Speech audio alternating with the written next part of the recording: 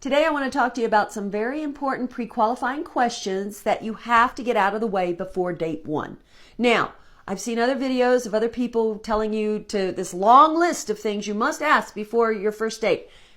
Do not do that. That is way too much. The person doesn't know you. The person doesn't even know if they like you. You don't even know if you like them. So a long laundry list of things doesn't even matter before date one, right? There's different things you should be asking them on different phases of dating. Date 2 questions, date 3 questions, date 4. And we'll get into that as we go along. Today I want to talk about questions you should be asking before date 1. All right, let's get into it.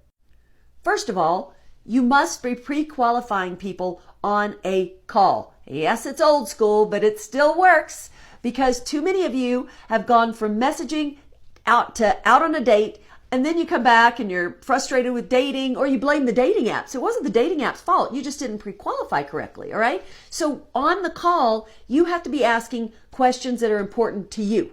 All right, whatever it is, whether you want to know if somebody's actually legally divorced. Oh, you've been divorced for 5 years? How long have you been? Oh, okay. So you're legally divorced. And you just repeat it. So you're legally divorced. And that's when they'll say, well, maybe not, or whatever. Or if you've dated somebody in the past who had a turbulent relationship with their ex and sharing custody of kids and this sort of thing, you want to say, so what's your relationship like with your ex? You know, what's your custody situation? Because these are things that are important to you, and if they are important to you, this is what you have to ask on a call. I knew one girl who would complain to me and say, every guy I keep going out with on the apps, they're not as tall as they say. So I said to her, then that is your thing.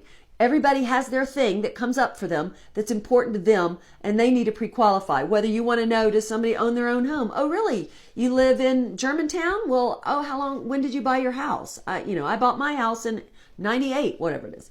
All right. But if you're a tall gal, this is another example, and you want to find out how if they're going to be what they appear. Oh, I keep dating, you queue it up. How's the dating apps treating you? And let them go first. And they'll tell you how the dating apps are treating them.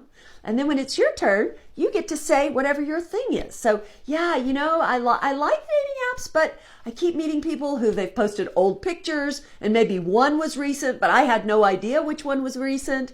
What about you? Are all your pictures real? That cues you up to say that, because mine are recent. Or I keep going out with guys who say they're 6 feet tall, but I'm 5'10", and when I wear heels, I show up to the date and I'm towering over them, and it's awkward for them and it's awkward for me, and men just aren't honest about their height. But you are, right? You're not cutting corners, and you can say it in a fun, flirty way, but you have to ask the questions on that call to pre-qualify. And then if you're not interested in them after the call, shoot them a text and say, you know what, I enjoyed talking to you. I just don't think this is the right match. And that's how you do it. I hope it helps.